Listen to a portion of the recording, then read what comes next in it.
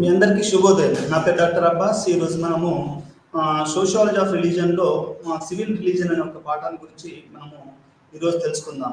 మనందరికీ గత కొద్ది రోజులుగా మనం ఏం చేస్తున్నాము, ఇస్లాము, క్రిస్టియానిటీ, సిక్కిజము, జైనిజము, రకరకాల మతాల గురించి గత కొద్ది రోజులుగా మనం మాట్లాడుకుంటున్నాము. అయితే ఈ మతాలకు అతీతంగా ఆధునిక రాజ్యం ఎలా ఏర్పడ్డది, ఆధునిక రాజ్యంలో ఎట్లా పౌరుల బిహేవియర్ ఉంటుంది, పౌరమతం అంటే ఏంటి. ఒక సోషియాలజిస్ట్గా నేను ఫస్ట్ టైం పౌరమతం అనే పదం విన్నప్పుడు కూడా చాలా స్టన్నింగ్గా ఫీల్ అయ్యాను. అంటే what you mean by civil religion, పౌరమతం అంటే ఏంటి, అంటే మతాలు కాకుండా వేరే మతం అంటూ ఉంటుందా, what you mean by it, అంటే సివిల్ అంటే ఏంటి, ఈ సివిల్ రిలీజన్ అంటే ఏంటి, ఆధునిక రాజ్యం యొక్క ఈ సివిల్ రిలీజన్లో ఎట్లాంటి అవకాశం ఉంది అనేది మనం ఈ పాఠంలో తెలుసుకుందాం. మనందరికీ తెలుసు, ప్రపంచ చరిత్రను ఇంకా మనం గమనిస్తే ప్రపంచ చరిత్ర రకరకాలైనటువంటి అది ఆటుపోట్లను ఎదుర్కొంది, రకరకాలైనటువంటి మన దశలను దాటుకుంటే మనం ఇప్పుడు ఉన్నటువంటి ఆధునిక రాజ్యంలో మనం ఉన్నామని మనం చెప్పుకోవచ్చు. అయితే ఇది ఆధునికతకు వచ్చే ముందు ఏమేమి దశలు దాటింది అనేది కూడా మనము చూడవలసి ఉంటుంది. అంటే ఎట్లాంటి ఇది తన యొక్క రూపాన్ని మార్చుకుంది, అది ఫ్యూడలిజం నుంచి ఎట్లా మారింది, ఆధునిక రాజ్యంగా ఎట్లా మారింది, అది ఏ రకంగా అది ఇప్పుడున్నటువంటి పౌర సమాజంగా మారింది అనేది కూడా మనం ఇక్కడ గమనించవలసినటువంటి అవసరం ఉంది. అయితే ఈ ఫ్యూడలిజంలో ఏంటి అంటే రాజ్యము అనేది ఎట్లా ఉండేది, ఫ్యూడలిజంలో రాజ్యం అనేది ఒక రాజు అనేవాడు దైవాంశ సంపదుడుగా ఉండేవాడు. అంటే అతను చెప్పిందే రాజ్యము, అతను చెప్పిందే న్యాయము, అతను చెప్పిందే ప్రతిదీ కూడా అతను చెప్పిందే ఉండేది. అంటే దేవుడుతో సమానము అనేది అది మనకు ఉండేది. అది గ్రీసులోనే కానివ్వండి, ఇండియాలోనే కానివ్వండి, అదంతా కూడా ఉండేది. మనకు ఇంతకుముందు రాముడి రాజ్యాభిషేకం అని చెప్తా ఉంటారు. అంటే రాముడు కృష్ణుడు రాజ్యాభిషేకం, ఇట్లాంటివి రాజ్యాభిషేకం అంటే కరోనేషన్ అని. అంటే ఈ రకంగా మనకు గతంలో కానీ ఇప్పుడులో కానీ ఈ యొక్క ఇప్పుడు ఓత్ టేకింగ్ సెరమనీ అంటారు. ఈ ఓత్ టేకింగ్ సెరమనీస్ ఇవన్నీ కూడా ఇప్పుడు వచ్చాయి. మనకి ఎంత గతంలో ఇది మనము ఎట్లా అంటే ఒక రాజ్యాభిషేకము అని అట్లా ఉంటే సెరమనీ అని మనం చెప్తా ఉంటాం. అంటే ఈ రకంగా మనం చెప్పాల్సిన విషయం ఏంటంటే సమాజం అనేది ఆధునికంగా ఏర్పడము. మనకేంటంటే ఇంతకుముందు ఎలా ఉండేది అంటే ఒక ఫ్యూడల్ రాజ్యంలో ఎట్లా ఉండేది అంటే రాజు అనేవాడు ఒక దైవాంశ సంబుతుడుగా మనకు చెప్పబడ్డాడు అంటే అతన్ని మనం క్వశ్చన్ చేయకూడదు. There is no question that you can question the king.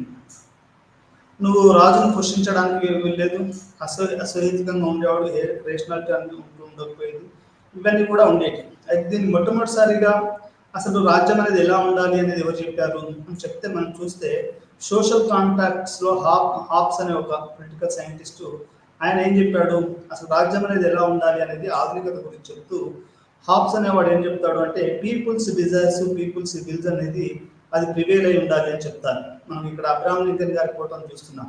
ఆయన ఏం చెప్పాడు, ప్రజాస్వామ్యం అంటే ఏం చెప్పాడు, ఒక ప్రెసిడెంట్ అంటే ఏం చెప్పాడు, of the people, by the people, for the people అన్నాడు. ప్రజల చేత, ప్రజల కొరకు, ప్రజల చేత పరిపాలించబడే ప్రభుత్వమే ప్రజాస్వామ్యం నాకు అబ్రహాం లింకన్ గారు చెప్పారు.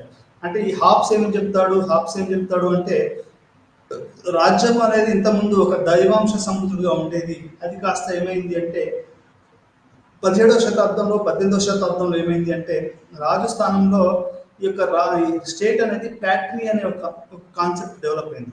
ప్యాట్రీ అంటే ఏంటంటే మనం చాలా వరకు ధర్నాలు చేస్తూ ఉంటాము, లేకుంటే హెచ్సిలో కానీ, జేఎన్యూలో కానీ, ఉస్మానియాలో కానీ, పాండిచ్చేరిలో కానీ, దేశంలో ఎక్కడైనా కానీ, మన పాలస్తీనా ఇష్యూలలో కానీ ఇవన్నీ ఏం చెప్తున్నారు, వాళ్ళు ఎప్పుడైనా ఒక ప్రొటెస్ట్ చేస్తే వాళ్ళు ఏమంటారు, వైస్ ఛాన్సలర్ అనేవాడు అడ్మినిస్ట్రేషన్ అనేది ఒక తల్లి లాంటిది. దాన్ని మనం ఈ ప్యాట్రీ అనే క్వశ్చన్ కూడా అంటే దేవుడు పోయి ఈ రాజ్యం అనేది ఒక ప్యాట్రియార్కల్ అంటే ఒక తండ్రిలాగా ఉండాలి అనే కాన్సెప్ట్ 17 నుంచి 18వ శతాబ్దంలో వచ్చిందని చెప్పవచ్చు.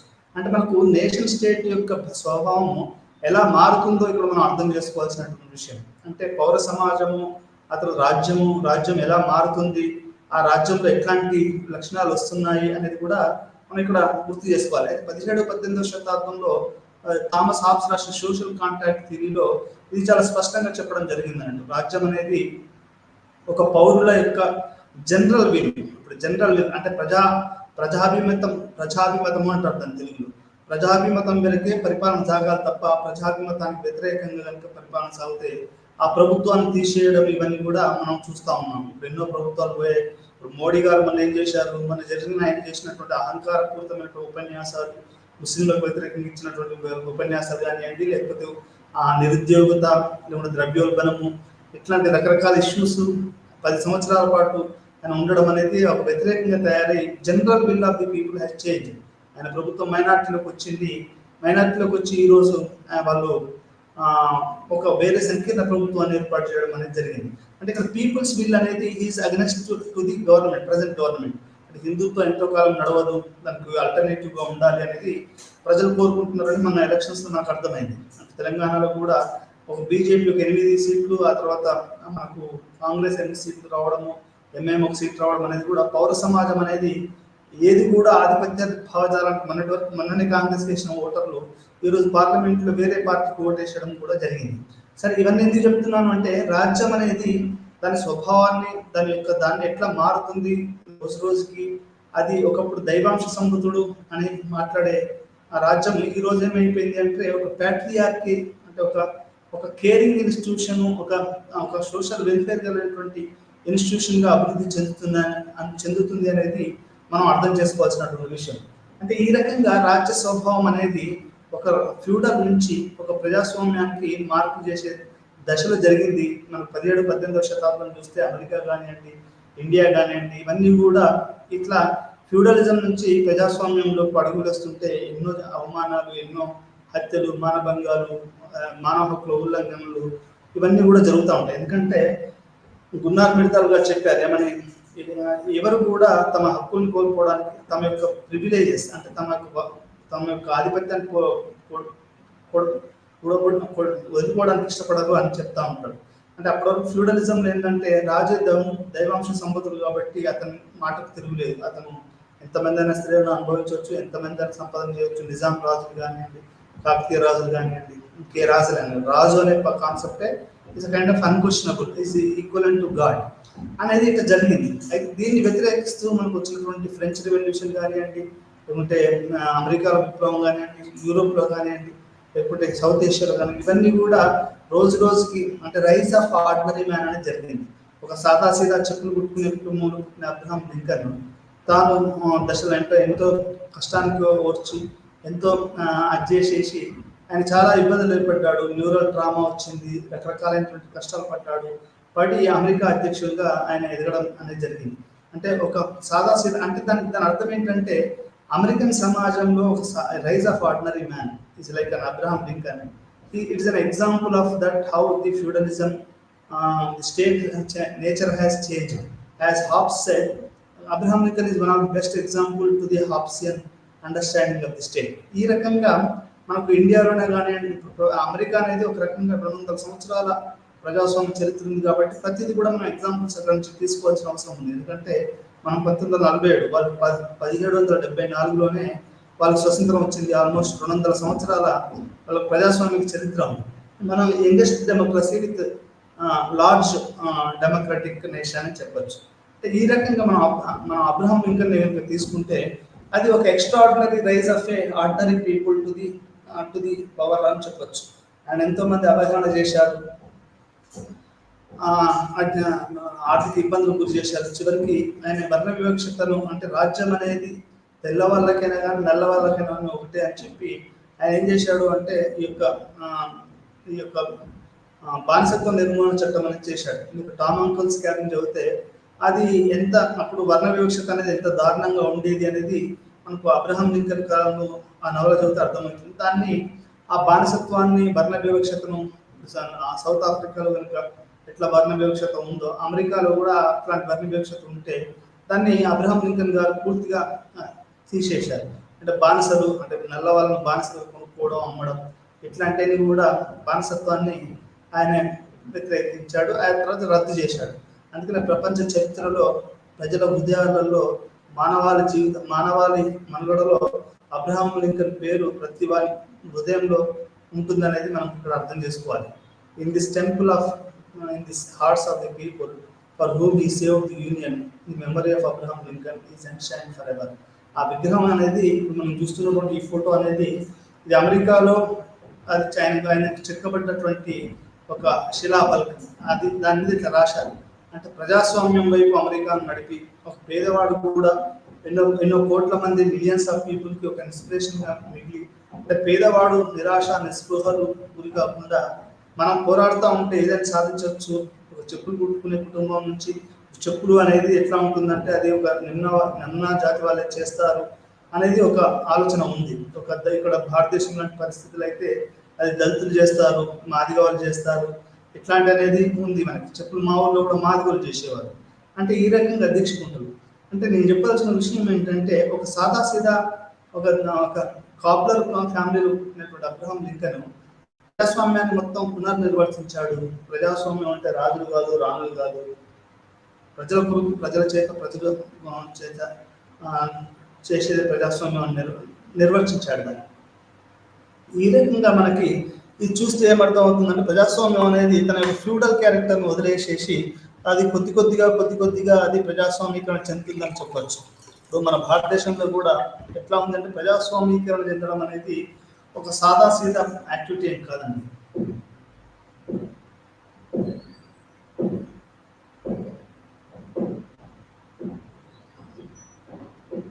అది సాదాసీదా పనేం కాదు. ఎవరు కూడా ఒకప్పుడు బ్రాహ్మిన్స్, ఉదాహరణ మన భారతదేశం కలిస్తే ఒకప్పుడు బ్రాహ్మిన్స్ అంటే 1947 ఆ తర్వాత 47, 57, 67, 77, 80s వరకు ఆల్మోస్ట్ ప్రతి రాష్ట్రంలో బ్రాహ్మణ సీఎం ఉండేవాడు, బ్రాహ్మణ ప్రధానమంత్రులు వీళ్ళంతా ఉండేవాళ్ళు. అది కాస్త పోయి తర్వాత ఏమైంది, ఓబీసీలు రైజ్ కావడం అనేది మనం చూసాం భారతదేశంలో. అంటే ఒక పర్సెంట్ ఉన్నటువంటి ఒక బ్రాహ్మణుడు మొత్తం చాలా కాలం పాటు దేశాన్ని ఏలారు. ఫర్ ఎగ్జాంపుల్ తమిళ అయ్యగారి బ్రాహ్మిన్స్ ఇట్లాంటి వాళ్ళైతే అసలు బ్యాంకింగ్ సెక్టర్లలో, పేపర్లలో అన్నిట్లలో వాళ్ళు ఉన్నారు. బెంగాలీ బ్రాహ్మిన్స్ ఇదంతా జరిగింది. అయితే ఇక్కడ విషయం అర్థం ఏం చెప్పదలుచుకున్నా అంటే రాజ్యం అనేది ఎప్పటికప్పుడు హ్యూమెన్గాను డెమోక్రటిక్గా ఉండడం అనేది ఈ పౌరమతంలో ఒక ప్రధానమైనటువంటి విషయంగా మనం చెప్పవచ్చు. అట్లాంటి వాళ్ళని సెలబ్రేట్ చేయడం అంటే ఇప్పుడు ఒక సాదాసీదా కుటుంబం నుంచి వచ్చినటువంటి అబ్రహం లింకన్ ఇప్పుడు మోడీ గురించి చెప్తున్నారు ఛాయ్ అనుకునేవాడని. అంటే ఎంత అబద్ధ ప్రచారం అనుకోండి. వాళ్ళ వైఫ్ టీచర్ ఇదంతా ఉండేది. అంటే నేను అనేది ఏంటంటే ఇక్కడ ఒక సాదాసీదా కుటుంబం నుంచి ఒక పెద్దగా ఎదగడాన్ని సెలబ్రేట్ చేయడం అనేది పౌర సమాజం యొక్క ప్రధాన లక్ష్యం. ఇవన్నీ ఎందుకు ఎగ్జాంపుల్ చెప్తున్నానంటే పౌర సమాజం అనేది ఎట్లా మనుషుల్ని అది కొలుస్తుంది, అది ఏ రకంగా అది ఉంటుంది, దాని ఒక రిలీజియస్ స్టేటస్. అంటే ఒక అంధభక్త అని ఈ మధ్యలో మీరు వినే ఉంటారు, చాలా మంది మీరు వినే ఉంటారు. ఏమని అంధభక్తులు అని. అంధభక్తులు అంటే వాళ్ళు నువ్వు ఏం చేసినా కానీ సపోర్ట్ చేస్తూ ఉంటారు. ఇప్పుడు చిరంజీవికి, పవన్ కళ్యాణ్కి ఇప్పుడు అంధభక్తులు ఉన్నారు. అంధభక్తులు అంటే వాళ్ళు ఏం చేస్తే అదే, వాళ్ళు ఒక దేవుళ్ళు అన్నట్టు. క్రికెటర్ సచిన్ టెండూల్కర్ ఉన్నాడు అనుకోండి, వాళ్ళు అంధభక్తులు ఉంటారు. అంధభక్తి అనేది ఈ మధ్య కాలంలో అంటే ఫ్రెంజీ ఫ్యాన్స్ అని చెప్పుకోవచ్చు. ఫ్రెంజీ ఫ్యాన్స్ అంటే ఇక వాళ్ళు ఇప్పుడు ఒకసారి స్టెఫీ గ్రాఫ్ ఏదో ఆడుతా ఉంటే ఒక ఆమె అపోజిట్ ఆమె వచ్చేసి ఆమెను ఒక పోటు పొడిచాడు. ఎందుకు అంటే ఆమె స్టెఫీ గ్రాఫ్ అభిమాని. అంటే ఈ అభిమానుల యొక్క అరాచకత్వం ఎట్లా ఉంటుంది అంటే ఉదాహరణకు ఆంధ్రప్రదేశ్లో తీసుకుంటే మనం అది జూనియర్ ఎన్టీఆర్ కానివ్వండి, లేకపోతే చిరంజీవి కానివ్వండి, పవన్ కళ్యాణ్ కానివ్వండి, ప్రభాస్ కానివ్వండి, వీళ్ళకి ఫ్యాన్స్ ఫ్రెండ్స్ ఎక్కువగా ఉంటుంది. అంటే ఇక్కడ నేను చెప్పాల్సిన విషయం ఏంటంటే పౌర సమాజం అనేది ఏ రకంగా కొంతమందిని కొలుస్తూ ఉంటుంది, అది ఏ రకంగా మారుతూ ఉంటుంది అనేది ఇక్కడ మనం అర్థం చేసుకోవాలి. అంటే ఒక సాదాసీదా జనాలు వాళ్ళు ఇప్పుడు మోడీ ఒక సాదాసీదా వ్యక్తి ఛాయాముకునే కాంచి దేవుడు అని చెప్పుకుంటున్నాడు. అంటే పౌర సమాజం అతనికి కాబట్టి ఈరోజు అతన్ని ఒక మైనస్ మెజారిటీలోకి పంపించారు. అంటే ఇక్కడ విషయం ఏంటి అంటే ఈ యొక్క పౌర సమాజం అనేది ఏ రకంగా మారుతుంది, రాజ్యం అనేది ఏ రకంగా ప్రజాస్వామీకరణ చెందుతుంది అని చెప్పడానికి నేను ఉదాహరణను చెప్తున్నాను. మనం ఎక్కువ ప్రజాస్వామీకరణ గురించి మాట్లాడుతూ ఉంటే అంత వైలెన్స్ అనేది జరుగుతూ ఉంటుంది. ఎందుకంటే ప్రజాస్వామీకరణ అనేది ఒక రక్తపాతంతో కూడుకున్నటువంటి ఒక పని అని నాకు అర్థమవుతున్నాను. నన్ను తప్పైతే క్షమించండి.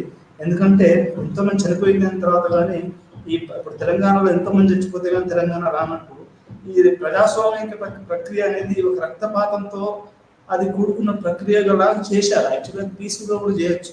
గాంధీ గారు మరి చేశారు. అంటే ఒక పక్క లెఫ్టిస్టులు మిగతా వాళ్ళు పనిచేసినా కానీ ఇంత మనకు ఒక ప్రజాస్వామికంగా శాంతియుతంగా గాంధీ గారు దేశానికి మనకు స్వతంత్రం తీసుకొచ్చారు. ఇక్కడ యాక్చువల్ గాంధీ ఫోటో కూడా ఉండాలి, లేకపోతే అబ్రహం లింకన్ ఫోటో పెట్టానండి. సరే, ఈ రకంగా నేను చెప్పాల్సిన విషయం ఏంటంటే ఈ ప్రజాస్వామీకరణ అనేది ఒక బ్లడ్లెస్ యాక్టివ్, అంటే బ్లడ్లెస్ రెవల్యూషన్ అని ఒక యూకేలో జరిగింది. అది అంటే నీకు ఎటువంటి హింస లేకుండా ఒక ప్రజాస్వామిక మార్పు తీసుకురావడం అనేది చాలా చాలా ముఖ్యం అనేది ఇక్కడ అర్థం చేసుకోవాలి. అసలు పౌరమతం అనేది ఇక్కడ మనం అర్థం చేసుకోవాల్సిన విషయం ఏంటంటే how people celebrate the national independence days, republic days, the great people of that countries, and how the written text is becoming very very important. ఇక్కడ పౌరమతం అంటే ఇంకోటి కూడా అర్థం చేసుకోవాల్సింది ఏంటంటే పౌరుడు అనేవాడు సెంటర్ ఆఫ్ ది యూనివర్స్ లాగా అయిపోయాడు. అంటే దేవుడు కాదు, ప్రకృతి కాదు, ఇంకెవరో కాదు, citizen become it's a kind of centre of the whole universe అని చెప్పొచ్చు.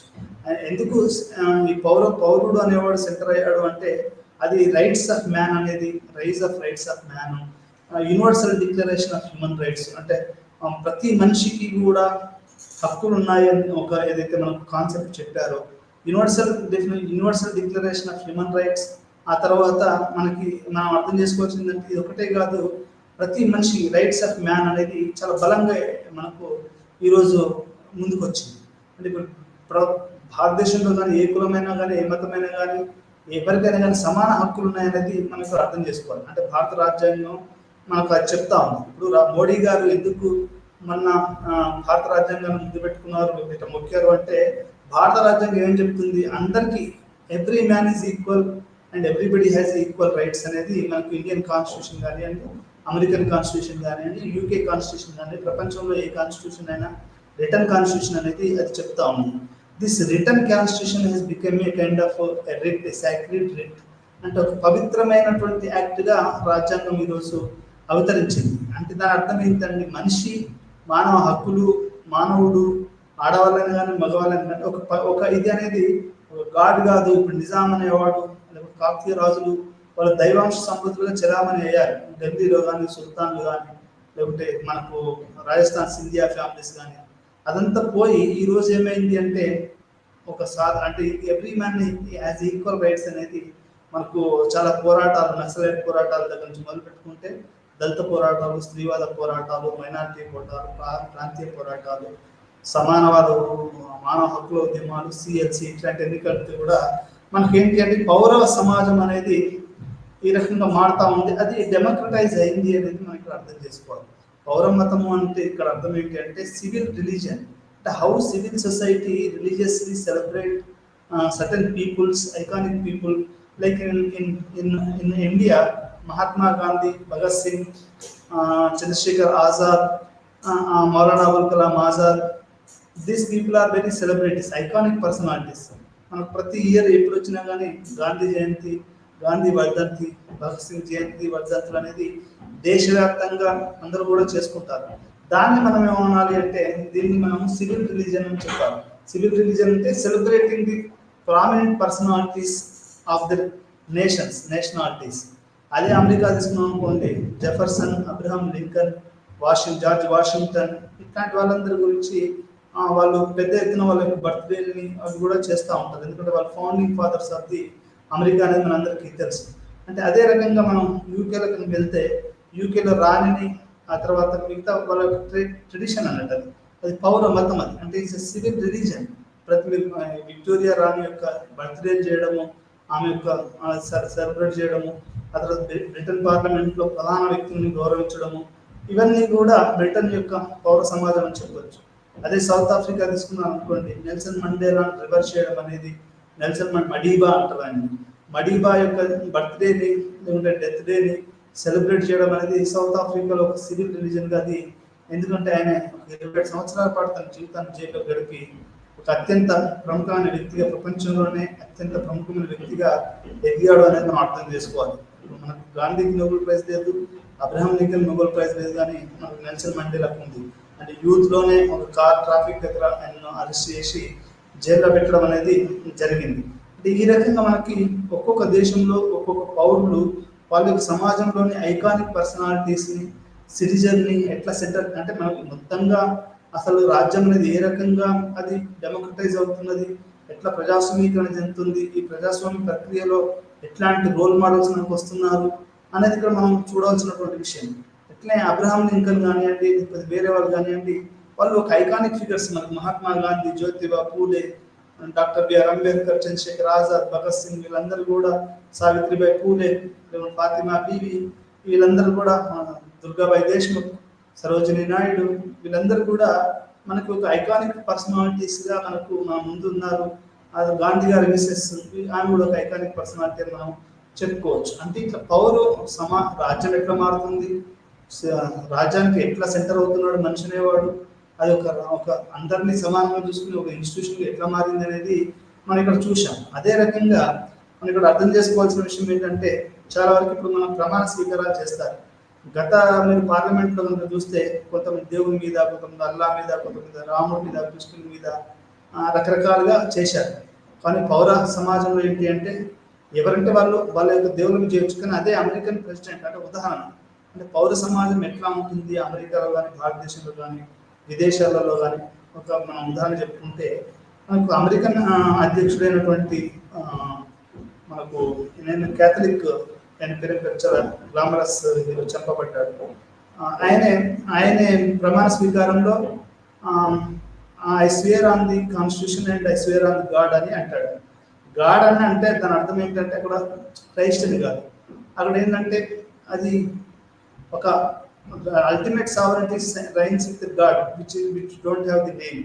అతనికి ఒక పేరు లేదు. అతను అల్లా కాదు, జీసస్ కాదు, అతను రాముడు కాదు, కృష్ణుడు కాదు, ఇంకేది కాదు. ఒక అన్నోన్, ఒక ఎంటిటీ అనేది ఉంది అన్నట్టు మనకు ఇక్కడ అర్థమవుతుంది. అంటే అక్కడ చాలా క్లియర్గా ఏ మతానికి కానీ, ఏ కులానికి కానీ, ఏ ప్రాంతానికి కానీ ఒత్తాసు పలికినట్టు కాదని, అంటే అందరినీ సమానంగా చూడడం. ఒకటి రాజ్యాంగం మీద ప్రమాణ స్వీకారం చేయడం, అదే ఈశ్వర్ అంటే ఒక ఒక ఒక తెలియని దాని మీద చేయడం. మన ఇండియాలో కూడా అది ప్రచారం ఉంది. అంటే ఇక్కడ సివిల్ సొసైటీ అనేది ఎట్లా ఉంది అంటే మనం అర్థం చేసుకోవాల్సిన విషయం ఏంటంటే, ఏ మతానికి కానీ వాళ్ళు అది చేసుకోవచ్చు, ఏ మతాన్ని కూడా వదిలేయకూడదు అనేది ఇక్కడ అర్థం చేసుకోవాల్సినటువంటి విషయం. అంటే ఈ రకంగా మనకి సివిల్ సొసైటీ అనేది అది అమెరికాలో చాలా అన్ని మతాలని, మతం అనేది వ్యక్తిగతం. క్రిస్మస్ జరుపుకున్నారు అనుకోండి అమెరికాలో, నేను విన్నది ఏంటంటే వీఆర్ ఇన్ హాలిడే అంటారట, ఎందుకంటే క్రిస్మస్ అని చెప్పుకోరట, ఎందుకంటే వాళ్ళ పక్కన వాళ్ళు ఏం ఫీల్ అవుతారు అని. అంటే ఆ రకంగా అది సెక్యులరైజ్ అయింది. అది పౌర సమాజం అట్లాంటి విలువలను కలిగి ఉంది. మన భారతదేశంలో ఏంటంటే అది రంజాన్ అయినా, లేకపోతే హనుమాన్ జయంతి అయినా, ఇంకే జయంతి అయినా కానీ అది పెద్దగా చేస్తూ ఉంటారు. అంటే అది పక్కన వాళ్ళని చూపించడానికి అనేది మతం, అంటే ఓట్ బ్యాంక్ రాజకీయాలలో భాగంగా మత అవసరాలని బాగా పెద్దగా చేసి చూపించడం, క్రిస్మస్లు కానీ, లేకుంటే బక్రీద్లు కానీ, ఇవన్నీ కూడా ఎక్కువ చేయడం అనేది మనకు అవపడుతూ ఉంటుంది. ఈ రకంగా మనకు పౌరమతం అనేది ఉంది అనేది మనం ఇక్కడ అర్థం చేసుకోవాలి.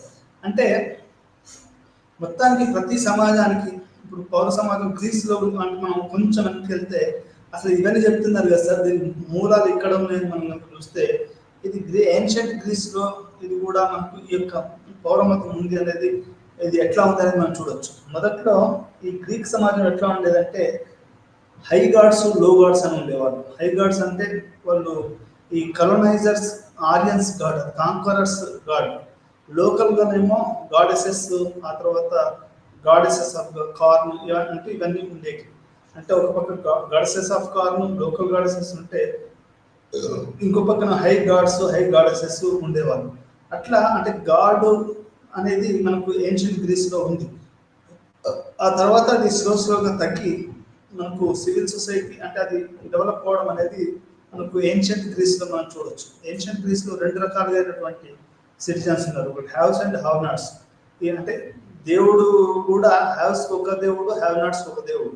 అంటే దేవుళ్ళలో కూడా ఎట్లా అంటే ఉన్న వాళ్ళకి ఒక దేవుడు హై గాడ్స్, లేని వాళ్ళకి ఒక పూర్ గాడ్స్, ఇట్లాంటివన్నీ కూడా డివిజన్ జరిగింది. ఇంకోటి పీజెంట్ కమ్యూనిటీస్ ఏదైతే ఉందో వాళ్ళు హార్వెస్టింగ్ గాడ్స్ని ఎక్కువగా నమ్ముతారు, చేస్తారు. కానీ అది ఈ హార్వెస్టింగ్ గాడ్స్ అనేది హై గాడ్స్ వాళ్ళు, ఇప్పుడు మనం పంట చేతికి వచ్చినప్పుడు రకరకాల పంటలు చేస్తారు మన సౌత్ ఇండియాలో. అది మనకు రాముడు కృష్ణుడికి సంబంధించిన పండుగలు కాదు అవి, అవన్నీ హార్వెస్టింగ్ సంబంధించిన పండుగలు. అది లో క్లాసు, లో వర్కింగ్ క్లాస్ చేసేటటువంటి పండుగలుగా మనకి గ్రీస్లో అవపడుతుంది. అంటే క్లాస్ని బట్టి కూడా మీకు దేవుళ్ళు ఉంటారు అనేది ఇక్కడ మనం అర్థం చేసుకోవాల్సినటువంటి విషయం. మనం కనుక అబ్రహాం లింకన్ చూస్తే can be God, is lower peoples God అని మనం చెప్పవచ్చు. మనం అదే ఈ రకంగా హ్యావ్స్ ఒక దేవుడు, హ్యావ్ నాట్స్ ఒక దేవుడు, అంటే ఉన్న వాళ్ళకి, కలిగిన వాళ్ళకి ఒక దేవుడు, కలిగిన వాళ్ళకి ఒక దేవుడు. మీరందరూ తెలిసే ఉంటుంది లేదా, తెలుగులో ఒక పాట ఉంది ఏంటంటే, నడిరేయి ఓజాములో ఓ స్వామి నేను చేర తిరిగి వస్తుంది.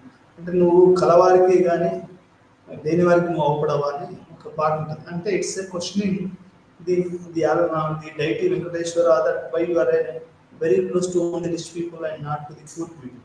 అంటే ఇక్కడ ప్రతిదీ కూడా ఇప్పుడు యాన్షియంట్ గ్రీస్లో కానీ ఆ తర్వాత ఫ్యూడలిజం పడిపోవడము, దేవుళ్ళు అనే కాన్సెప్ట్ పోయి రాజ్యంలో మనుషులు, మనిషి అనేవాడు ఒక తండ్రి లాంటిది, ఫ్యాక్టరీ అనే ఒక భావన రావడం, ఇట్లాంటివన్నీ కూడా జరిగి రాజ్య స్వభావం అనేది రోజు రోజుకి మారింది అనేది మనం ఇక్కడ అర్థం చేసుకోవాలి.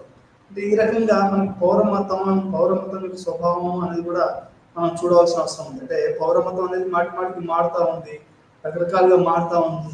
ఈరోజు ఇండియాలో కానీ ప్రపంచవ్యాప్తంగా ది రైజ్ ఆఫ్ రైట్ అని జరిగింది. అంటే న్యూ రిలీజియస్, అంటే అది అమెరికాలో కూడా జరిగింది. అమెరికాలో ఎట్లా ఉండేది అంటే, ఇది మనకు రొనాల్డ్ రీగన్ టైంలో న్యూ రైట్ అనేది కూడా బాగా అభివృద్ధి చెంది, అంటే క్రిస్టియన్గా మార్చాలి భారత్ మొత్తం, ఈ యొక్క ఇన్ఫిల్ట్రేటర్స్ లేకుంటే మలైన్ థింగ్స్ ఫిల్టర్ చేయాలి అమెరికాలో, ఇట్లాంటివన్నీ కూడా వాళ్ళు అనుకున్నారు. దీనికి రొనాల్డ్ రీగన్ ఒక రకంగా తనకు వాడుకున్నాడని చెప్పుకోవచ్చు. ఇక్కడ మన భారతదేశంలో కూడా ఇప్పుడు హిందుత్వ కానివ్వండి, లేకపోతే ఇస్లామిక్ ఫండమెంటలిజం కానివ్వండి, ఇవన్నీ ఏం చెప్తాయంటే ఇంప్యూర్ ట్రెడిషన్స్ ఏదైతే ఉందో వాటన్నింటిని వదిలేసేసి రిలీజన్ అనేది ప్యూర్గా మారాలి అనేది వాళ్ళు చేస్తూ ఉంటారు. అంటే ఇక్కడ చెప్పగలిగిన విషయం ఏంటంటే, new religious moments has changing the politics of the India and world అని మనం చెప్పుకోవచ్చు.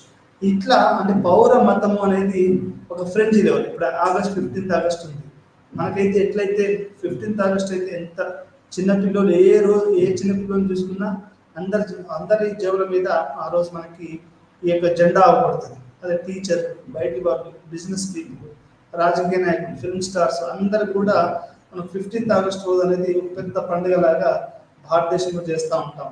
మరి అదే రకంగా అమెరికాలో కనుక చూస్తే జూలై 4th అనేది మొత్తం అమెరికా దేశానికి ఒక రకమైనటువంటి పండుగ. ఎందుకంటే ఆ రోజు వాళ్ళ స్వాతంత్ర దినోత్సవం అనేది ఆ రోజు వాళ్ళకి జరిగింది. అంటే ఈ రకంగా మనకి 15th ఆగస్ట్ కానివ్వండి, 4th జూలై కానివ్వండి, ఈ రెండు కూడా చాలా ప్రధానమైనటువంటి సివిల్ రిలీజియన్స్గా మనం చెప్పవచ్చు. అంటే ఇందులో భాగంగా మనకి ఇండియా గేట్ ఉంది, లేకపోతే అమెరికన్ స్టాచ్యూ ఆఫ్ లిబర్టీ ఉంది. ఇవన్నీ కూడా సెలబ్రేట్ చేయడం. What you will celebrate in US, అమెరికాలో ఏ సెలబ్రేట్ చేస్తావు? స్టాచ్యూ ఆఫ్ లిబర్టీ సెలబ్రేట్ చేస్తావు, మ్యూజియం సెలబ్రేట్ చేస్తావు.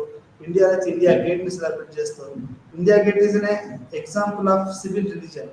ఎంతమంది ప్రాణత్యాగం చేశారు భారతదేశ స్వతంత్రానికి అనేది మనకు ఇండియా గేట్లో అది రాసి ఉంది. India gate aspect of the యొక్క పౌరమతం అని చెప్పొచ్చు. అంటే కన్స్ట్రక్షన్ అనేది జరిగింది, జాతీయత మనమంతా ఒక్కటే, మనకు అంటే ఒక common people, common emotion, the imagined community and bended standards అని అన్నట్టు ఇమాజిన్డ్ కమ్యూనిటీస్, కామన్ ఆన్సర్ ఇదనేది కూడా మనకి ఇక్కడ జరుగుతూ ఉంది. అంటే ఇట్లా మనకు ఒక నేషనలిజం కన్స్ట్రక్షన్ అనేది చాలా బలంగా జరిగిందని మనం అర్థం చేసుకోవాలి. ఈ నేషనలిస్ట్ కన్స్ట్రక్షన్ లో కూడా మనకు ఎవరు ఉంటారు? ఉదాహరణకి మన భారతదేశ నేషనలిస్ట్ కన్స్ట్రక్షన్ లో ఎవరు ఉంటారు? గాంధీ ఉంటాడు, ఠాగూర్ ఉంటాడు, అంబేద్కర్ ఉంటాడు, జవహర్లాల్ నెహ్రూ ఉంటాడు, లేకుంటే మనకు ఇంకా గఫూర్ ఖాన్ ఉంటాడు. ఇట్లా ఈ రకంగా మనకి ఉంటుంది. అంటే మన పౌర సమాజం అనేది ఇట్ హ్యాస్ టు నేషనలిజం తోటి ఇది ఇన్వాల్వ్ అయింది. ఇది ఒక మోడర్న్ ఫినామినా ఎట్లా ఉంటుందంటే, citizen is a part of this the whole exercise and how he organises this issues అనేది కూడా మనం ఇక్కడ అర్థం చేసుకోవాల్సిన విషయం. అంటే ఒక పౌర సమాజం అనేది ఎట్లా ఆర్గనైజ్ అవుతుంది, అది ఎట్లా మోడర్నిటీగా ఉంటుంది అనేది ఇక్కడ మనం అర్థం చేసుకోవాలి. ఇప్పుడు అమెరికాలో అయినా కానీ, ఇండియాలో అయినా కానీ వేరే దేశాల్లోనే కానీ ఈ పౌర సమాజం అనేది ఈ రకంగా డెవలప్ అయింది అనేది మనం ఇక్కడ అర్థం చేసుకోవాల్సిన విషయం. అంటే అది అమెరికాలో కానీ, లండన్లో కానివ్వండి, లేకుంటే మనకు గ్రీస్లో కానివ్వండి, ఏ రకంగా ఇది జరిగింది అనేది మనం ఇక్కడ చర్చించాం. అయితే ఇక్కడ మనం అర్థం చేసుకోవాల్సిన విషయం ఏంటంటే కొత్త న్యూ రిలీజియస్ రైట్ ఏం చేస్తుంది అంటే కొత్తగా ఏర్పడ్డ ఇప్పుడు హిందువులంతా పాత హిందువులే, ముస్లింలంతా పాత ముస్లింలే, క్రిస్టియన్లంతా పాత క్రిస్టియన్లే అండి. మరి ఎందుకు ఈ ఉద్యమాలు వస్తున్నాయి అంటే దాంట్లో ఏం చెప్తున్నాను అంటే న్యూ రిలీజియస్ మూవ్మెంట్స్లో అది మళ్ళీ తను ప్యూరిఫై చేసేసి అంటే రాజకీయాలు, అది రాజకీయ హిందుత్వ, రాజకీయ ఇస్లాం, రాజకీయ క్రిస్టియానిటీ, ఈ రాజకీయ సినిమాటిక్ కాదు, లేకుంటే కల్చరల్ కాదు, ఈ రాజకీయ కోణంలో ఉన్నటువంటి హిందుత్వ, రాజకీయ కోణంలో ఉన్నటువంటి ఇస్లాం లేకుంటే ఫండమెంటలిజం అనేది ఇక్కడ మొత్తం రాజకీయాలని అది మారుస్తుంది, లేకుంటే ప్రభావితం చేస్తుంది అనేది ఇక్కడ మనం అర్థం చేసుకోవాల్సినటువంటి విషయం. అంటే ఈ పౌర సమాజం అనేది ఎట్లా ఎప్పటికప్పుడు అది అమెరికాలో ఎట్లా మారింది, మనం ఒక పాఠం మిస్ అయ్యాం యాక్చువల్గా. దాంట్లో ఇదంతా ఉంది. ఎట్లా అంటే ఒక ఫార్ రైట్ ఎట్లా వాళ్ళు ఫండమెంటలిస్ట్గా వాళ్ళు మారారు, లేకుంటే బైబిల్ని వాళ్ళు చేస్తున్నారని చెప్పేసి ఎట్లా ప్యూరిఫై చేయడానికి 1914-15లో ఈ ఫండమెంటల్స్ అనేది తీసుకొచ్చారు.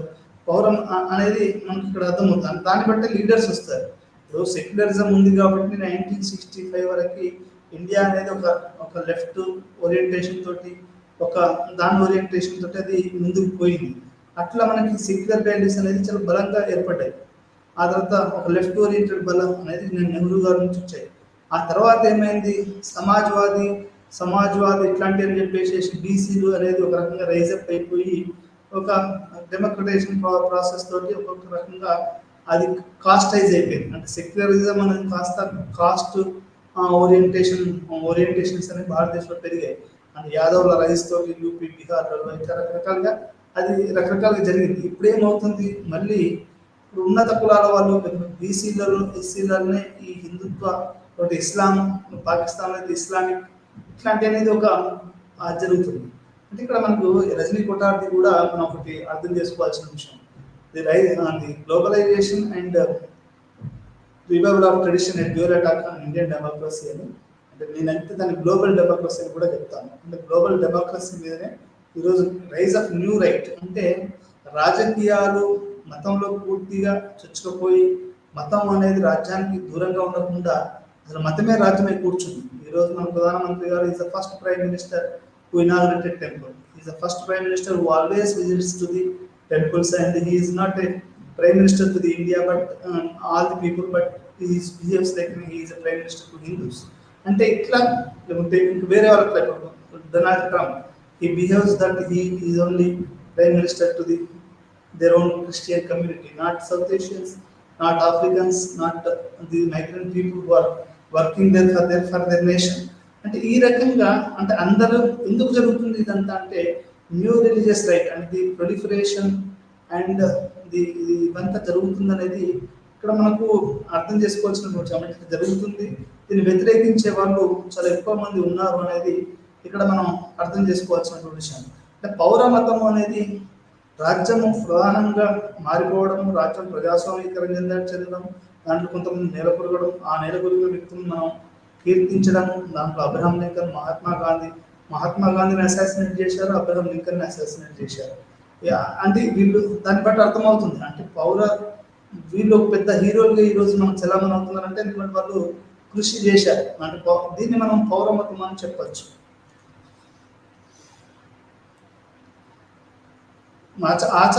ఆచారాల తులనాత్మక సిద్ధాంతాలు అధ్యయనం చేస్తారు. తర్వాత రెండు ఆఫ్రికన్ మరియు ఆగ్నేషియాలో సమాజం యొక్క ఆచారాలు, రెండు సమాజాల్లో కనిపించే ఆచారాలను ఉదాహరణను అందించారు. ఇప్పుడు ఈ అధ్యయనంలో సమాజంలో ఆచారం మరియు మతపరమైన అంశాలతో దగ్గర సంబంధం కలిగి ఉంటుంది. అయితే ఇది ఎలా ఉంటుంది, ఈ ప్రశ్నకు సమాధానం ఇవ్వడానికి మీరు లౌకిక మతపరమైన ఆచారం మీద జరగాలి.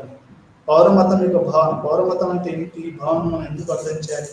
ముందు ఈ భావన యొక్క అర్థం మరియు నిర్వచనం గురించి తెలుసుకుందాం.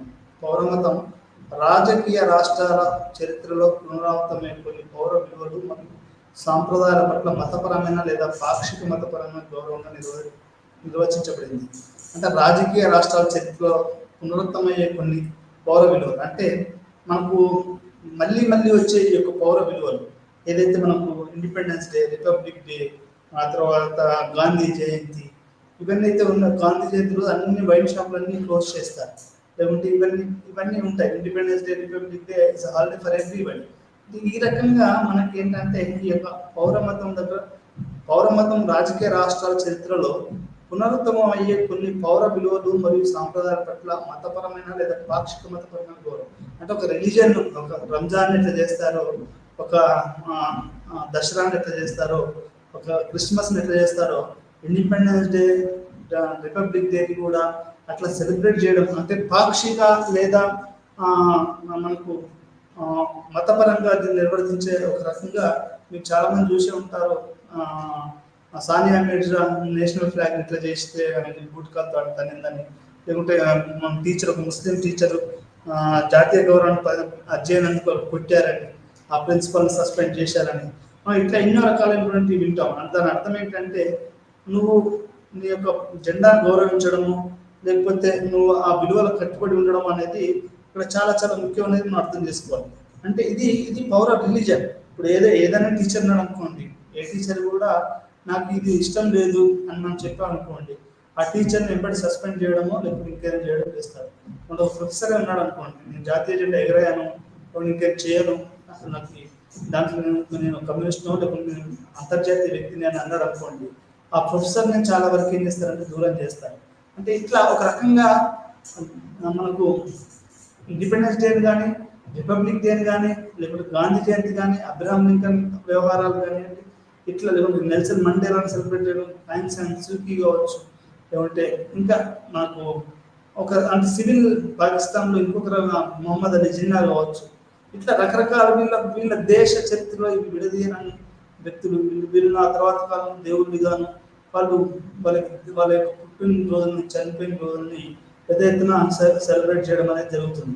దీన్ని మతపరమైన లేదా పాక్షిక మతపరంగా నిర్వహించబడుతుంది అనేది ఇక్కడ మనం అర్థం చేసుకోవాలి. దీన్ని మనం పౌరమతం అంటాం. రాజకీయ రాజ్యం యొక్క పౌర విలువలు మరియు సాంప్రదాయాల పట్ల ఈ గౌరవం ప్రత్యేక పండుగలు, ఆచారాలు, మతాలు మరియు సిద్ధాంతాల ద్వారా వ్యక్తీకరించబడుతుంది. ఇది గొప్ప వ్యక్తులు మరియు సంఘటనలు గౌరవిస్తుంది. గొప్ప వ్యక్తులు నెహ్రూ, గాంధీ, పటేల్, ఆ తర్వాత ఇందిరాగాంధీ, వీళ్ళందరినీ కూడా మనము వీళ్ళందరూ గొప్ప వ్యక్తులు మరియు గత సంఘటనలను గౌరవిస్తుంది. అంటే 1947 ఆగస్ట్ 15 ఏ రోజు గౌరవం వచ్చి బ్రిటిషర్స్ వెళ్ళిపోయారు. అదే జూలై 4 అమెరికా దేశంలో, ఆఫ్రికా దేశంలో ఇంకొకటి, శ్రీలంక దేశంలో ఇంకొకటి, ఇట్లా రకరకాల బంగ్లాదేశ్ విముక్తి జరిగింది. బంగ్లాదేశ్ అనేది 1974 అనేది ఒక గొప్ప date of the Bangladesh history అని చెప్పవచ్చు. అంటే మనం అట్లా ఒక్కొక్క దేశానికి ఒక్కొక్క చరిత్ర, ఒక్కొక్క సంఘటన, ఒక్కొక్క తేదీ అనేది చాలా చాలా చాలా విపరీతమైనటువంటి గౌరవాన్ని అది కలిగి ఉంటుందండి. దాన్ని మనం పౌర సమాజం అని చెప్పవచ్చు. స్వతంత్ర సమరయోధులు మరియు సామాజిక మరియు రాజకీయ సంస్కర్తలు, అబ్రహం లింకన్ వంటి ప్రముఖ అధ్యక్షులు వారి సామాజిక రాజకీయ చరిత్రలో ప్రధాన పాత్ర పోషించిన వాళ్ళు కొందరు రాష్ట్రానికి మరియు సమాజానికి గొప్ప ప్రాముఖ్యత కలిగిన సంఘటనల విషయంలో కూడా నిజం.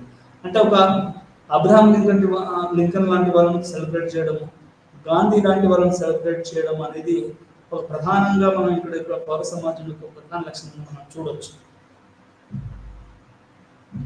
పౌరమతం యొక్క లక్షణాలు. పౌరమతం యొక్క భావన కొత్త దృగ్విషయం కాదు. ఇది పురాతన గ్రీక్ మరియు రోమ్ మధ్యయుగాల వరకు పశ్చిమ ఐరోపాలో పునరుజ్జీవన కాలంలో అనేక సమాజాల్లో ఉంది. మధ్యధార ప్రపంచంలోని పురాతన పవిత్ర రాజకీయ పౌరమతం యొక్క అంశాలను కలిగి ఉంది. ఉదాహరణకి రాజు లేదా చక్రవర్తిని దేవుడిగా ఆరాధించడం ఈ లక్షణం. బ్రిటిష్ పూర్వకాలంలో మన సొంత సమాజంలో సహా అనేక సమాజ లక్షణాలు ఉన్నాయి. అంటే ఒక రాణిని ఇప్పటికీ బ్రిటన్లో ఒక రాణిని ఒక దేవుడిగా ఆరాధించడం, వాళ్ళ బర్త్డే చేయడం, వాళ్ళని ఒక దైవాంశ సంపత్తులుగా, కింగ్ చార్లెస్ గురించి, కెమిల్లా పార్కర్ గురించి, డయానా గురించి ఎంతమంది ఎన్ని పేపర్లు ఎంత మీడియా రాస్తారు. మరి అదే ఒక సామాన్య మానవుడు పిచ్చిగా సిటీ హైదరాబాద్లో మా ఊరు దేశంలో నాలాంటి పేదవాళ్ళు ఎంతో మంది ఉన్నారు. వాళ్ళ గురించి ఎవరు రాయడు, మాట్లాడారు. అంటే పౌర మతం అనేది ఎట్లా ఉంటుందంటే మనకు వాళ్ళు ఒక రాజుని చేస్తూ ఉంటారు. అంటే ఇప్పటికీ మేము రాజులమని చెప్పుకునే వాళ్ళు చాలా మంది ఉన్నారు, మేము రాజులమని చెప్పాము చాలా మంది ఉన్నారు. అంటే ఇది పౌర సమాజం అనేది ఎట్లా చూస్తుంది అనేది, రాజుగా చక్రవర్తిని దేవుడిగా ఆరాధించడం అనేది ఎట్లా జరుగుతుంది అనేది బ్రిటిష్ కాలంలో కానీ కూడా మన సొంత సమాజాలలో అనేక సమాజాల్లో లక్ష్యం. ఈ రోజుల్లో రాజు లేడు, రాను లేడు. రాజు తన ప్రజలను పరిపాలించడానికి దైవికంగా నియమించబడ్డాడు. ప్రతి సంవత్సరం నిర్దిష్ట సమయాల్లో నిర్వహించే ఆచారాలు మరియు వేడుకల ద్వారా ఈ అంశం హైలైట్ చేయబడుతుంది. రాజ్యాభిషేకం లేదా యువరాజు పట్టాభిషేకం చేసే మతపరమైన వేడుక రాజకీయ మరియు మతపరమైన కలయిక కూర్చొని, అంటే మనకు రాజ్యాభిషేకం అనేది జరుగుతూ ఉంటుంది మనకు హిందూ పురాణాలలో కనుక చూస్తే. అదే ఇస్లాంలో అయితే ఇంకా వేరే రకంగా ఉంటుంది. ఇప్పుడు మన నిజాం రాజ్యాభిషేకం వాళ్ళ పిల్లలకి ఎట్లా చేస్తారు అంటే రాజ్యాభిషేకం, కరోనేషన్, ఇదంతా కూడా ఎట్లా ఉంటుందంటే ఇది మొత్తం ప్రపంచవ్యాప్తంగా ఇది ఉంది. గ్రీకు సమాజంలో కూడా ఉంది. ఇది దేవుని రాజు చక్రవర్తిగా దేవునిగా చూడడం అనేది. ఇప్పుడు ఉదాహరణకి ఈ ఫోటోలో ఉంది. ఇది కొరియాలో ఒక ఇండిపెండెన్స్ డే అప్పుడు, రిపబ్లిక్ డే అప్పుడు కొన్ని లక్షల మంది వాళ్ళు డ్యాన్స్ చేస్తూ అవపడుతూ ఉన్నారు. ఒకే రకమైనటువంటి కలరు, ఒకే రకమైనటువంటి అడేసుకుని వాళ్ళు డ్యాన్స్ చేయడం అనేది మనం ఇక్కడ చూస్తూ ఉన్నాం. అంటే ఇది ఏం చెప్తుందంటే ఇది సివిల్ రిలీజన్. ఒక మతంలో అందరు నమాజ్ పోయినట్టు, అందరు టెంపుల్ పోయినట్టు, అందరు చర్చ్కి వెళ్ళినట్టు అందరు కూడా ఇక్కడ వీళ్ళు ఏం చేస్తున్నారు, ఒక లైన్లో నిలబడి ఈ ఫోటోలో మనకి వాళ్ళు ఒక సివిల్ రిలీజన్ని ఇది ఒక ఎగ్జాంపుల్గా మనం చెప్పొచ్చు. మన ఇండిపెండెన్స్ డే, రిపబ్లిక్ డే ఇవన్నీ కూడా ఈ రకంగా మనకు చాలా క్లియర్గా ఉంటాయి. అంటే మనం దీన్ని సివిల్ రిలీజియస్ ఆస్పెక్ట్స్గా మనం చూడాలని చెప్పొచ్చు. స్వామి మరియు మరొక పండితులు ముర్రే ప్రకారం ఈ నమూనా అంతిమ సార్వభౌమ సమూహమైన కుటుంబం నుండి ఉద్భవించింది. ఈ కుటుంబం లేదా వంశం యొక్క ప్రయోజనాలను కాపాడే పూర్వీకుల ఆత్మలు లేదా కుటుంబ దేవతలు లేదా దేవతలు ఆరాధించడంలో మొదటి ప్రచారం మతపరమైన ఆచారం కుటుంబం ఉంది.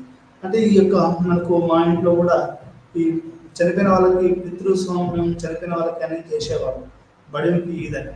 అంటే ఈ మతం అనేది బేసిక్ ఎట్లా మొదలైంది అంటే ఈ పూర్వీకుల ఆత్మలు, మా తాత అబ్బాస్ ఉన్నాడు, ఇంకెవరో ఉన్నారు, మా వాళ్ళు ఉండొచ్చు, మా తాత అన్నప్పుడు మా ఊళ్ళో బతికేవాడు, ఇట్లా రకరకాలుగా ఉండేది. వాళ్ళ పూర్వీకుల నుండి మనం కనుక ఆయన వాళ్ళ గురించి చేస్తే బడేకి ఇది అంటారు. అట్లా హిందూ మతంలో పెద్దల పండుగ అంటారు. ఆ రోజు వాళ్ళ ఇళ్ళల్లో వాళ్ళ వంశంలో చనిపోయిన వాళ్ళందరికీ కూడా మా ఇంటి పక్కన ఒక ఆయన ఉంటాడు పూషారని, ఆయన కాళ్ళు పట్టుకొని ఆయనకి చేసి ఇస్తాం వాళ్ళు దళిత బ్రాహ్మణులు.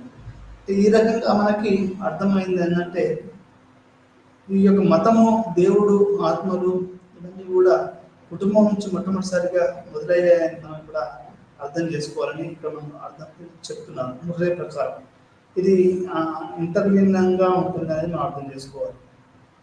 ఫ్రాన్స్లో పౌరమతం 18వ శతాబ్దంలో ఫ్రాన్స్ సామాజిక, ఆర్థిక మరియు రాజకీయ తిరుగుబాటు మాత్రమే కాకుండా మతపరమైన సంశయవాదం మరియు వేదాంతపరమైన సందేహాలు ఇవన్నీ కూడా చూసింది. ఈ కాలం మానవ చరిత్రలో అత్యంత కీలకమైన కాలంగా పేర్కొనవచ్చు. ఎందుకంటే ఇది యూరోపియన్ సమాజాన్ని చాలా వరకు భూస్వామ్య వ్యవస్థ నుండి ప్రజాస్వామ్య వ్యవస్థను మార్చింది. ఫ్రాన్స్ అనేది 18th సెంచరీ అనేది one of the best century in the world history అని చెప్పవచ్చు. ఎందుకంటే అది అప్పుడు ఉన్నటువంటి భూస్వామ్య వ్యవస్థ నుంచి ఒక ప్రజాస్వామ్య వ్యవస్థగా ఫ్రాన్స్ మారింది. అది దాని యొక్క ఫ్రెంచ్ ఈక్వాలిటీ, ఫ్రెటర్నిటీ, లిబర్టీ అనేది మొత్తం మారిపోయింది. చర్చిలు కూడా మొత్తం కూడా ఒక స్కూల్స్, కాలేజెస్గా అది డెవలప్ అయిందని మనం చెప్పవచ్చు. ఎందుకంటే we do not obey the Christ and మేము క్రైస్ట్కి ఒబే చేయము. We don't want to obey the Catholic church అని వాళ్ళు ఒక రకమైనటువంటి హేతువాదాన్ని తీసుకొచ్చారు. చర్చిలు అవన్నీ కూడా ఖాళీ అయిపోయి స్కూల్స్, కాలేజెస్ కూడా మారాయి. ఈ రోజులలో టెంపుల్ అనేది అంటున్నారు, అంటే మసీదులు అంటున్నారు, ఇంకేదో అంటున్నారు. కానీ ఎక్కువగా ఎవరు కూడా దేవుడు అనే వ్యవహారం రోజు రోజు తగ్గి అది ఒక రకంగా సమాజం అనేది సైంటిఫిక్ పెరిగిన కొద్దీ ఇది తగ్గుతూ ఉంది అనేది మనం ఇక్కడ అర్థం చేసుకోవాలి. అది మొదటి నుంచి అది ఫ్రెంచ్ విప్లవం నుంచి ఇది మొదలైంది. అది భూస్వామ్యం నుంచి ప్రజాస్వామ్య వ్యవస్థ మారింది అనేది ఇక్కడ మనం అర్థం చేసుకోవాల్సిన విషయం. ఇండియా గేట్ ఉందనుకోండి. ఇండియా గేట్లో ఇప్పుడు ఇంతమంది మన అనిల్ గారు చెప్తా ఉన్నారు. ఇక్కడ ఈ యొక్క ఇండియా గేట్ మీద మన భారతదేశ అమరవీరుల పేర్లు ఉంటాయండి వీటన్నిటి మీద. అంటే ఈ ఇండియా గేట్ను సెలబ్రేట్ చేయడం అనేది కూడా మన భారతదేశంలో ఎంతమంది 1857 మొదటి స్వతంత్ర సంగ్రామంలో పాల్గొన్నారు, ఆ తర్వాత ఏం జరిగింది, ఇదంతా కూడా ఈ యొక్క దీంట్లో రాసి ఉంటుంది. Celebrating India gate is one of the best example of national tradition. ఇప్పుడు దీన్ని మనం కనుక ఇది చూస్తే మన భారతదేశాన్ని మనం చూసినట్టే అని మనకు అర్థమవుతుంది. అంటే celebrating India gate, celebrating this అంటే జాతికి సంబంధించినటువంటి కొన్ని అంశాలని ఏవైతే ఉంటాయో దాన్ని సెలబ్రేట్ చేయడం అనేది ఈ యొక్క పౌర మతంలో ఒక భాగం అని మనం చెప్పచ్చు. మతంపై ప్రొఫెసర్ ఆల్బర్ట్ ఐన్స్టీన్ ఇది తెలియని మరియు ఆశ్చర్యపోలేనివాడు, ఆశ్చర్యపోడు, చనిపోయినంత మంచివాడు మరియు అతని కళ్ళు అసకబారాయి. ఇది రహస్యం, ఒక అనుభవం, భయం కలిగిన మతాన్ని పుట్టించింది. మనం చొచ్చుకుపోలేని దానికి ఉనికి గురించి జ్ఞానం, లోతైన కారణం మరియు అత్యంత ప్రకాశవంతమైన అందమైన అవగాహన, వాటి అత్యంత ప్రాచీనమైన రూపాలు మాత్రమే మనసులో అందుబాటులో ఉంటుంది. జ్ఞానం మరియు భావోద్వేగాలు నిజమైన మతత్వాన్ని ఏర్పరుస్తుంది.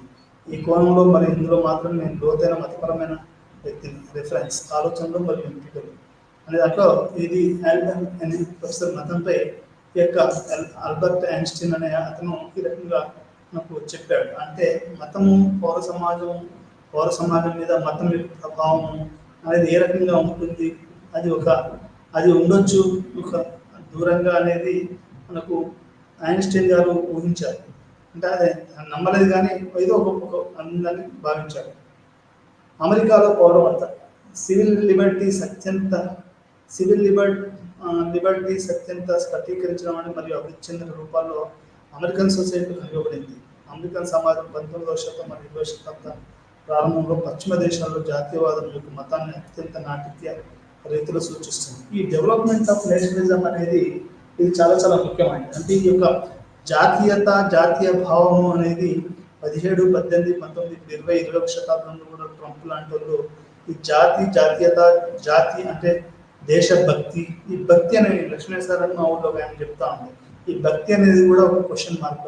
అంటే భక్తి ఎందుకు ఉండాలి, దేని పట్ల ఉండాలి అనేది కూడా ఒక క్వశ్చన్ మార్క్. అంటే అమెరికన్ సమాజంలో కానీ యూరోపియన్ సమాజంలో కానీ 18, 19వ శతాబ్దంలో ఈ యొక్క జాతీయవాదం అనేది అత్యంత బలంగా, ఇప్పుడు నెపోలియన్ లేకుంటే ఫ్రాన్స్ని వీళ్ళందరూ కూడా జాతీయవాద రాజకీయాలు, అతివాద జాతీయ రాజకీయాలు, జింగోయిస్టిక్ నేషనలిజం, జాతీయవాదము, అతివాద జాతీయవాదాలు, అంతర్జాతీయవాదాలు, ఇట్లా రకరకాలుగా అంటే మొత్తంగా కూడా ఈ జాతీయవాదం అనేది మొత్తం ప్రపంచాన్ని 18, 19వ శతాబ్దంలో వచ్చినటువంటి జాతీయవాదము లేకుంటే ఇప్పుడు నెపోలియన్ చేసినటువంటి కార్యక్రమాలు కానీ ఇవన్నీ కూడా ఈ జాతీయవాదం అనేది ఒక కొత్త రిలీజియన్గా ప్రపంచం మొత్తంగా అది డెవలప్ అయింది. ఇప్పుడు మన ఫ్రెండ్ చాలా మంది చెప్తారంటే వాళ్ళు పాఠాలు చూసేవాళ్ళు కూడా అది యూరోప్ నుంచి చూస్తే వాళ్ళకి జాతీయవాదం ఎక్కువ అని చెప్తారు. లేకుంటే అమెరికన్ చూస్తే వాళ్ళకు అమెరికా ఫస్ట్, వాళ్ళు ఆ జెండాను పట్టుకుని అమెరికన్ సోల్జర్ చచ్చిపోతే ఈ సినిమాలు ఇంత దాని మీద చర్చలు జరిగాయి. అంటే ఏదో పెద్ద విఘాతాలు జరిగిపోయినట్టు ఎంతమంది సైనికులు చేస్తూ ఉంటారు, కొన్ని గురించి పట్టించుకోరు.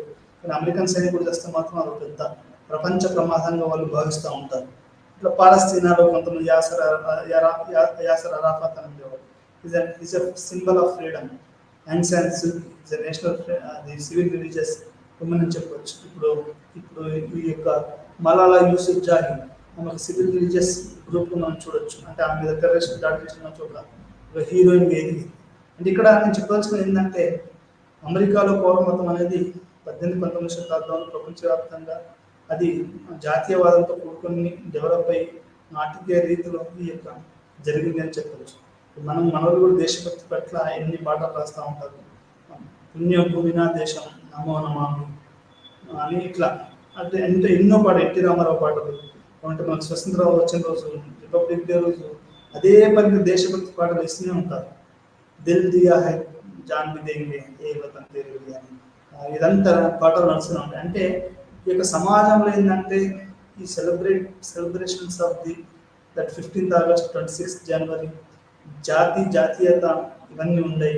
ఇవన్నీ అమెరికన్ సమాజంలో 18, 19వ శతాబ్దంలో జరిగింది. ఇప్పటికీ అమెరికన్ శతాబ్దం దాంట్లో ఈ యొక్క నేషన్ ఫస్ట్, యూరోపియన్ సమాజము, గ్రీస్ సమాజము ఇవన్నీ కూడా ఈ నేషనలిజం 18th సెంచరీ ఫినామినా అండి.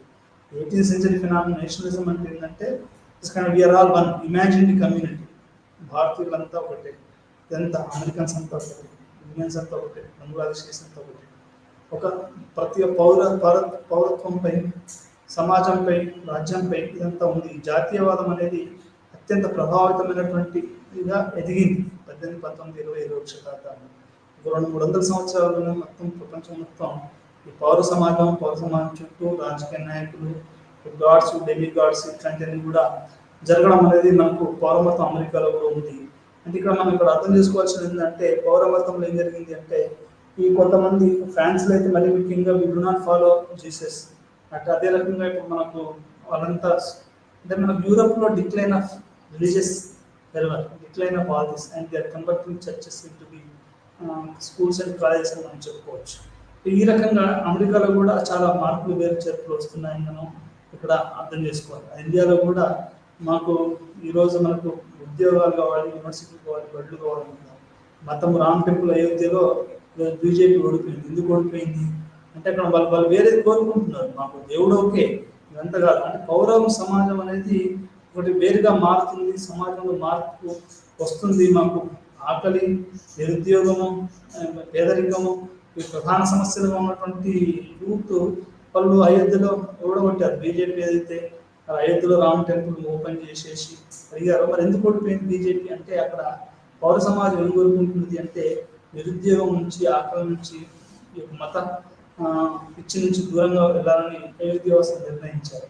అంటే ఇట్లా మనకు జాతీయవాదం అమెరికన్ సొసైటీలో కానివ్వండి, బంగ్లాదేశ్ కానివ్వండి, ఇండియాలో కానివ్వండి, ఇంకే దేశంలో కానీ ఈ యూ ఫీలింగ్ అనేది ఉండడం అనేది ఒక అమెరికన్ సమాజం యొక్క ప్రధానమైన జాతీయవాదం అనేది 18, 19, 20 శతాబ్దాలలో అత్యంత బలమైనటువంటి రాజకీయంగా మారుతుంది. దాంట్లో రాజకీయ నాయకులు వాళ్ళ బర్త్డేలు అవి సెలబ్రేట్ చేయడం ఇవన్నీ కూడా మొత్తం ఈ యొక్క పౌర సమాజాన్ని మనం ఇట్లా ఉంది అనేది అర్థం చేసుకోవాలి.